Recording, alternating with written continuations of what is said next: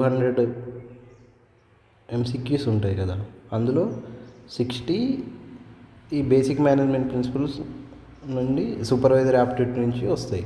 అందులో మనకి basic management ప్రిన్సిపల్స్లో ఏ వచ్చే అవకాశం ఉంటాయంటే సినారియో బేస్డ్ వచ్చేవి ఉంటాయి, లేకపోతే మేనేజ్మెంట్ ఫంక్షన్స్ ఉన్నాయి కదా, planning, organising, staffing, then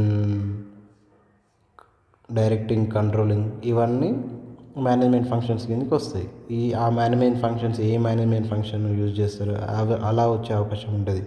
leadership styles మనం ఆటోక్రాటిక్, దెన్ డెమోక్రటిక్, కోచింగ్ ఇవి చదువుకున్నాం కదా, అందులో ఏదో వాటి గురించి అడిగే అవకాశం ఉంటుంది. డెసిషన్ మేకింగ్ ప్రిన్సిపల్స్ ఉన్నాయి కదా, ఆ decision making principles urgent, important matrix, అందులో అవి అడిగే అవకాశం ఉంటుంది. Then principles application, then key strategy ఏంటిది? Read scenario, identify principle function, choose best response.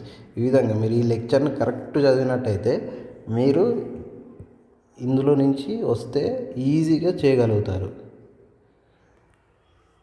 So కాబట్టి ఈ లెక్చర్ని మళ్ళీ ఒకసారి రివిజన్ చేసి ఎప్పటికప్పుడు రివిజన్ చేసుకోవడం వల్ల మీకు ఈజీగా గుర్తుండిపోతుంది. ఎగ్జామ్లో మీరు మంచిగా పర్ఫామ్ చేయగలుగుతారు. Okay, thank you all. అందరూ మంచిగా చదువుకోండి, మీ గోల్ను రీచ్ అవ్వండి. Thank you.